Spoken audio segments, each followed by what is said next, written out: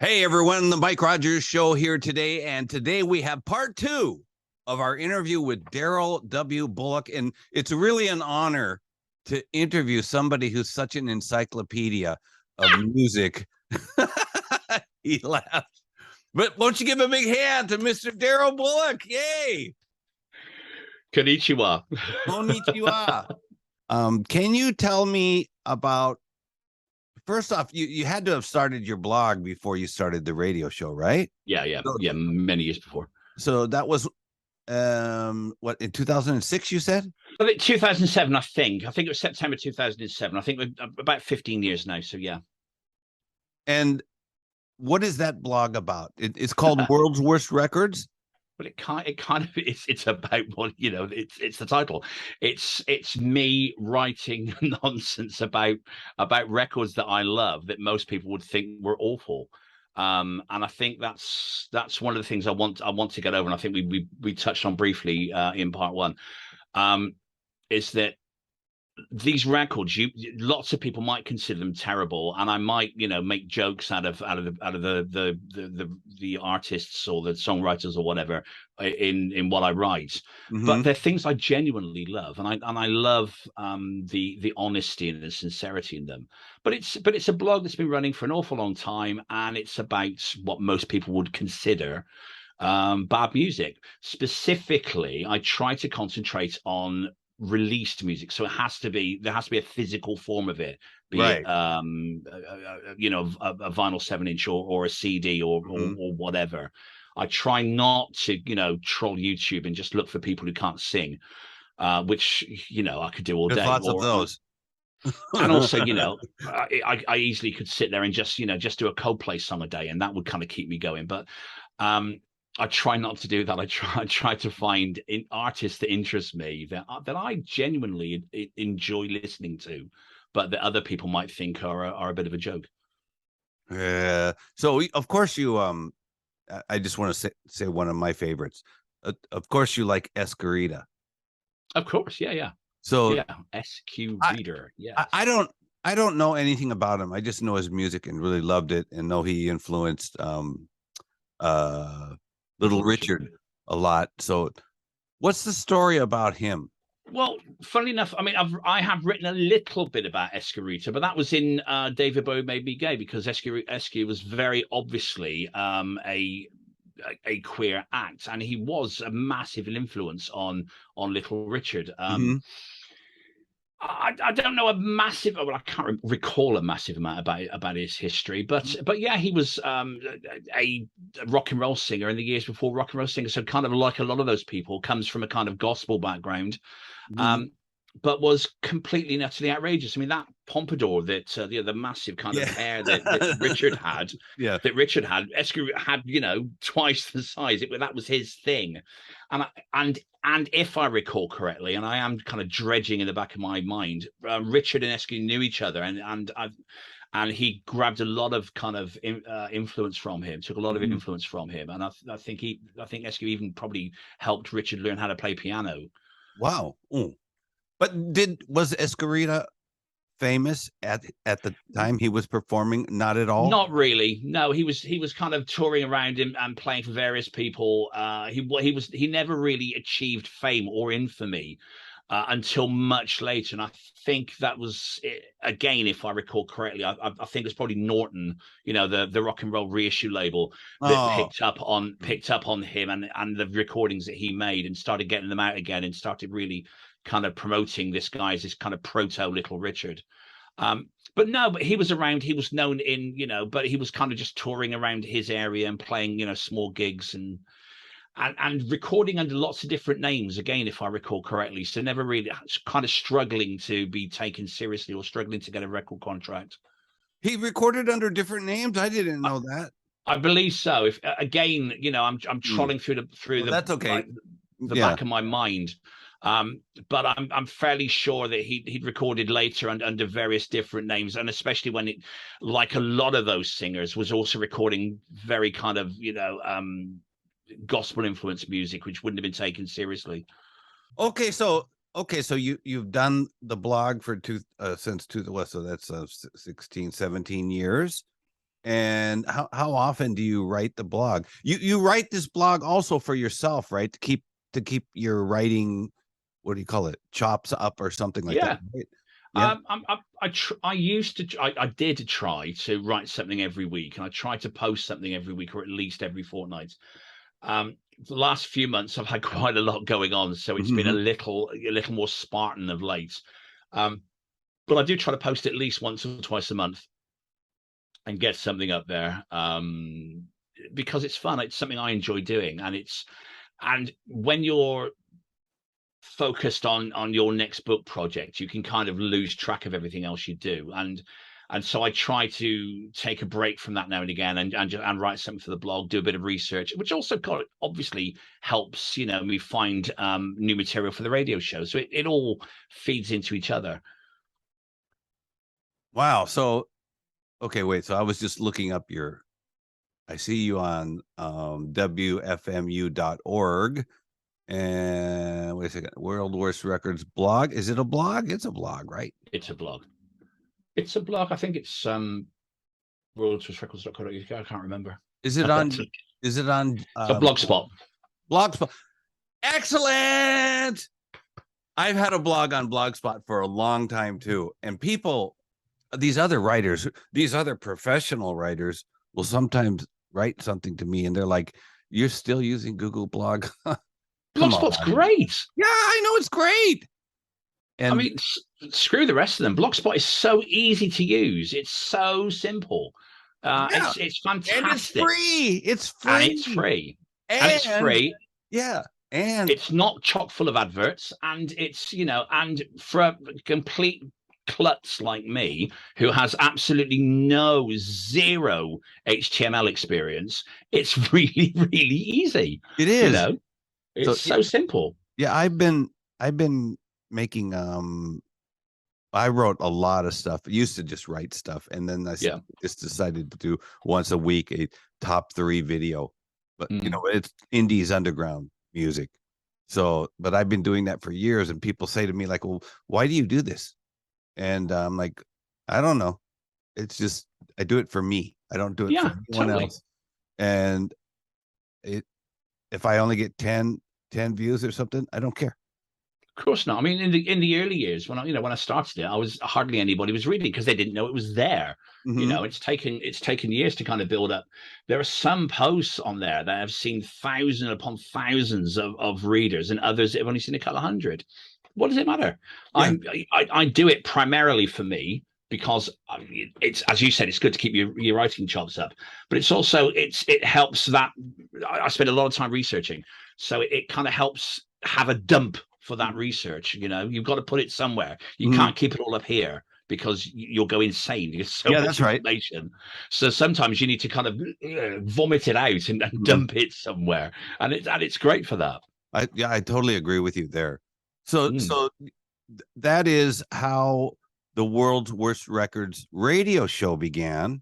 And how did that happen? Did Mr. Fab, who's the boss at WFMU Sheena's Jungle Room, did he contact you and tell you, "I want you to do a radio show"?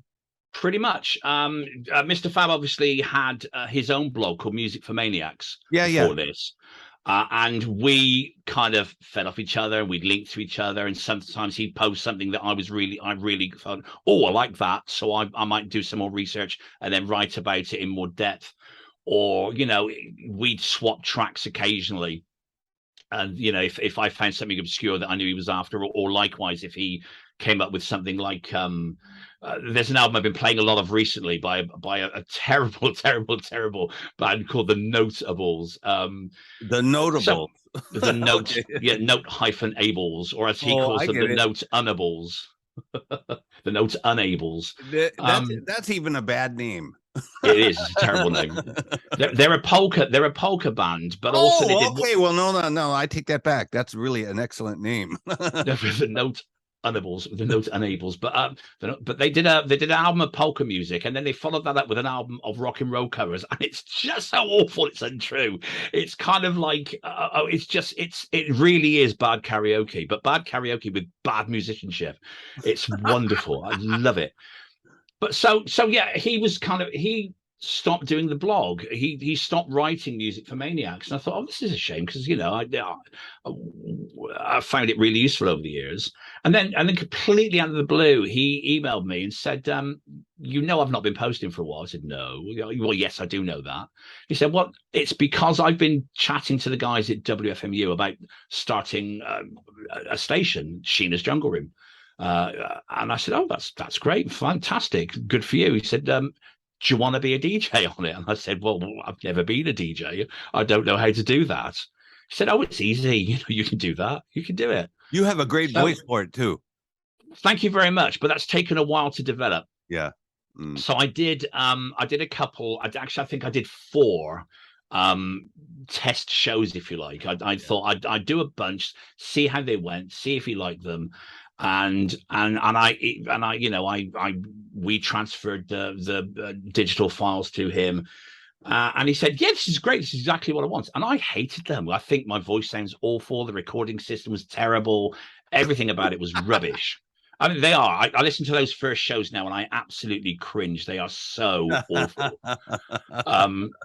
But they are what they are, it is what it is. But I think that's how it started. I think though, almost every radio DJ that I know, unless they talk, the guys that talk like this, because I want to talk in like my regular voice. I don't want to talk. I mean, I can talk like that, and like when they do a commercial or something, and Panasonic, I can do that, but it's so fake. I can't stand it. So, but then when I listen to the radio with my regular voice, I think like, oh, my voice is terrible. Well, I'm completely honest with you. My husband was listening to those early shows that I recorded, and he said, look, you need to talk slower. I am naturally a very fast talker. I've got so much stuff in my head I need to get out. I talk very, very fast normally, and I this is why doing these sorts of things is quite difficult at times, because it's coming out and I'm talking over people and I can't help it. So he said, look, you need to just slow your voice down a bit. And I did, and I now talk, especially for the radio, when I'm recording my the World's Worst Record radio shows, I very purposely try to talk slightly slower, slightly more careful, because I realize that some listeners can't keep up with my constant babble because I'm talking far too fast and they won't be able to understand everything I'm saying. So I do talk slightly slower now for those, and they are better for it. So the shows I'm doing now, I think, are much more enjoyable listen than those early shows where I'm just babbling like a loon and I'm using really crappy quality microphones and stuff like that. Yeah. Well, and I just listened to your voice and I thought, oh, this guy's, his pitch is tenor and the pace he talks at, this guy's perfect. And oh my, by far, no, really I'm serious. I'm serious. You are the best male DJ at that station. I can't compare you to the women because I don't know if that's a fair. Oh, I love George's voice. I could listen to George's voice all day. It's honey. It's just she has an amazing voice, and it's like the sound you can imagine of honey dripping slowly. It's just amazing. I love her. But that's really kind. Thank you so much. I mean, I have worked at it because I know those early shows sound horrible. They really do. They're an unpleasant listen, and so I have gone back and I've gutted them and I've reused some of those tracks. I think, Daryl, you can believe what I say because I've worked in this business for like 40 years and I've trained so many DJs. And like I said, if I want to talk this way, I can, but sure. I don't want to talk that way. I want to talk normal. And in Japan, no one on the radio talks with their normal voice. No one. Everyone talks like this all the time. It's just irritating. Really it's really strange. And kind of like living in a country full of miniature Wolfman Jacks. Well, yeah. Well, in Tokyo, there's 38 million people living here, but there's only 5 FM stations. God, that's it. Yeah. And so being an FM radio DJ in this country is very difficult to do. So the pay is really good. Well, it used to be really good, but so all the DJs have it in their head that like they're rock stars, And the people who are listening to the radio station think that, Aerosmith is walking down the hallway of the studio and stuff like that. It's not like that at all. But these DJs, they're all talking like this all the time. You know what I mean? Always, all the time. And it just irritates the hell out of me. But okay, so the world's worst record. So Mr. Fab called you. And when did that start? So we're just coming up to my 4-year anniversary. So in November 2018, that would make it, wouldn't it? Yeah. Yeah. Oh yeah. I made something for you. I can't even. Yeah, that was for my 200th episode. But the 4-year anniversary, I think, is episode 206, something like that. Yeah. So I'm working on that now. Wow. Yeah. Congratulations. Thank you very much. So I've kind of been there almost since the beginning. I think Georgie and possibly Jan started their shows slightly before mine. But I'm one of the earliest of the handful of DJs that started with the show, with the station, and I'm still there 4 years later. Yeah. And I love it. I really enjoy doing it. It's a fun thing for me to do, and it takes me out of that space where I'm, head down writing, working on one of my books or working on an article or whatever else it might be.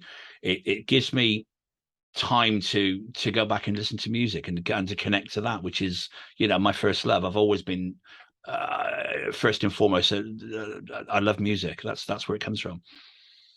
So I'm the same way. It's actually the happiest time during the week. Just that 2 hours, and it's over so fast. And when it's over so fast, I feel like, okay, that was a good show, because it feels like 20 minutes and it's sure. Over. Okay, Daryl, do you have any they always do this in Japan on interviews. They always ask you the last question. Do you have any last words for your Japanese audience? And I know it's a stupid question, but I want people to get used to it, because I want to do this kind of interviews a lot. Last words. Well, I'm trying to think. Last words as if I'm kind of lying on my deathbed and someone's reading the last words. No. It's just words. Like, I do my radio show, and I just try to make it best, and that's all I can do. And if I can play a record and somebody has happiness in their life for 3 minutes, then I'm happy. That kind of stupid thing. That's what people. Okay. Yeah, well, I mean, I genuinely, I've not thought about this, as you can tell. I guess my only, I don't have any advice necessarily in that respect, apart from the fact that people should just enjoy their lives and have fun and try to enjoy yourself. Yeah. It's the world's full of awful people doing awful things, and we can all make the world slightly better by living our own lives honestly. Love people, care for people, laugh, smile, do all that kind of crap you see written on walls in new builds. Live life, have fun, eat, pray, love, all that kind of nonsense. But it's true. Enjoy your life. Be kind. Don't be a dick. There's advice for the world there. Don't be a dick. If other people are being a bit of a dick, don't be a dick back. Smile and walk away from it. Yeah. There you go. That's the best advice I can give to anybody. Don't be a dick. Put good vibes out there, and they'll come back to you. Wow. Thank you so much, Daryl. This has been a very, very, very, very, very interesting talk. And I'd love to have you back on the show again, like maybe next year or something like that. Anytime, Mike. It's been an absolute pleasure. I'm always up for a natter. So, and again, it's, I'm happy to do this. So anytime you want. And I've always got something new to promote. Okay. So there'll be a new book next year, So. All right. Okay. So before your book comes out next year, you're going to be on this show, and we're going to promote. Yeah, if you got, happy to. And we're going to sell 100, at least a dozen. That's good. It all helps. Okay, thanks so much to Daryl W. Bullock, the author of Floyd Foster Jenkins' Life of the World's Worst Opera Singer, David Bowie Made Me Gay, the infamous Cherry Sisters and the Velvet Mafia, the gay man who ran the Swinging Sisters, and the host of the World's Worst Record Show. And you got to check out the World's Worst Record Show. It's on WFMU.org/Sheena. And it's on Wednesdays. Wednesday. What time is it? It's 2 p.m. Eastern, 7 2 p.m. UK GMT. I get so confused because it's on Thursday, my time. Yeah. So anyways, thanks, Daryl. Bye. Bye now. Bye, everybody. Thank you. Bye.